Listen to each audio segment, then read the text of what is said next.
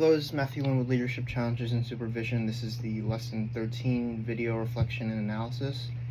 So for the first prompt I have, why is it important for a leader to have a clear vision? Reflect on how vision influences team motivation, direction, and decision making. So a vision is kind of like the long-term goal of a kind of company or like a team.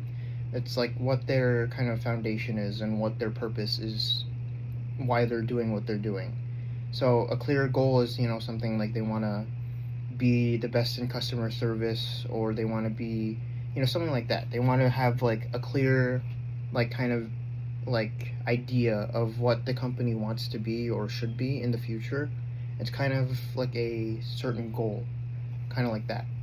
And, how it influences team motivation is, it kind of gives everyone a sort of purpose who's working in the team. Every day they're clocking in, why are we going in other than, getting a paycheck? Why are we doing this? So it gives them kind of like a clear, kind of concise goal, like, hey, we're working towards being best at this, or we're working towards, evolving this or doing this, something like that. It's kind of giving like a sort of end game, or not really end game, but like a full, like, clear goal of what the company or team should be doing in the future, or how they want to develop themselves, or establish themselves. And direction, that's kind of like it sets a objective for them. It sets a clear goal of what we're supposed to be doing, or what we're going to be doing in the meantime until then, or just in the next 5 years, that's what we're going to still be doing.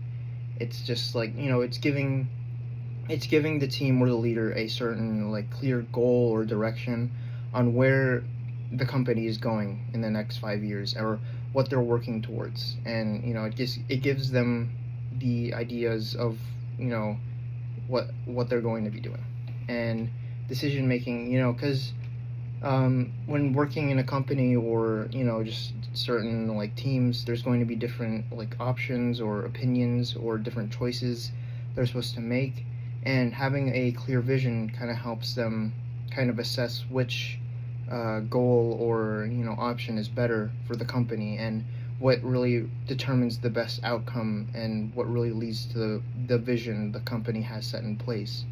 And it's just something, it really helps kind of set, a clear option for everyone if there's a clear vision.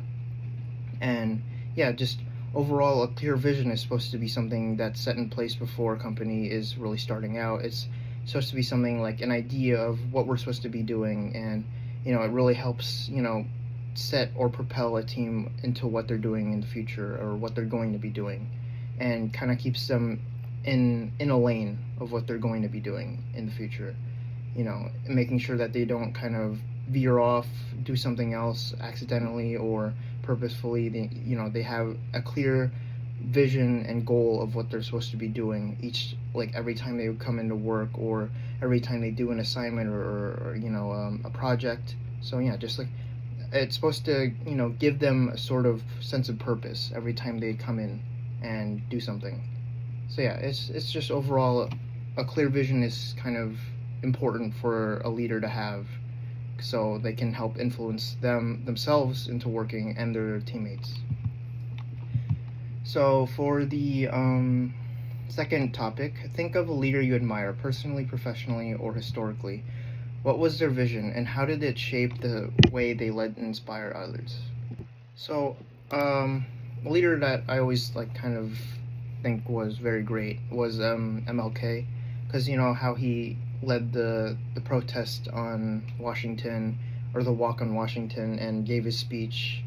It was very inspiring to me, how he led that many people to congregate into one area for his speech alone, and to make it peaceful, and make sure there was no discourse or violence. So their vision was to basically have a sort of peaceful America, or like a segregation free America. That was like his purpose, and why he did what he did. And it was just um, you know how did it shape the way? Well, because he led peacefully and he led by examples. He was using Gandhi as a kind of base of what he was doing, and it kind of impacted me because usually people always try to incite kind of anger or hate when they try to put a point across, but he essentially kind of made himself known through just words, through peaceful words, and through peaceful protest.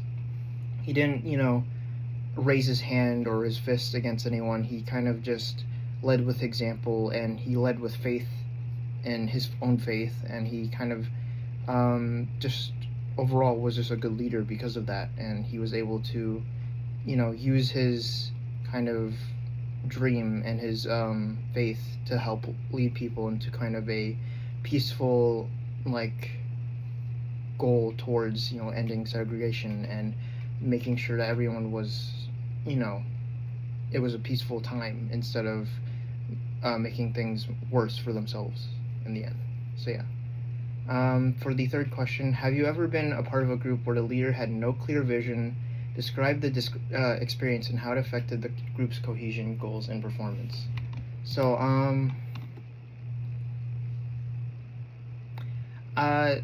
there was a time in one of my old classes. It was a group project, and there was a kind of a leader, but he wasn't always kind of there. He was kind of telling everyone what to do, but he didn't really like set any goals or anything. He kind of just directed everyone on what they're supposed to be doing, and it didn't really sure, it gave us kind of what we're supposed to be doing, but he didn't really help us see what we were supposed to be doing, or the end product of our project. And it didn't really help with team cohesion. It was kind of everyone was just like, hey, did you do this? Okay. And then making sure there was no helping each other out. It was just everyone doing kind of their solo act and making sure that they were doing their work, but there was no cohesion. There was no group effort. There was very few team meetings. It was just hey, did you do this? Or text messages or emails hey, did you do this? Did you do this part of the project? Make sure you do this, but there was no helpful ideas. There was no group thinking. There was no brainstorming ideas. There was just, hey, make sure you do this and make sure you do that.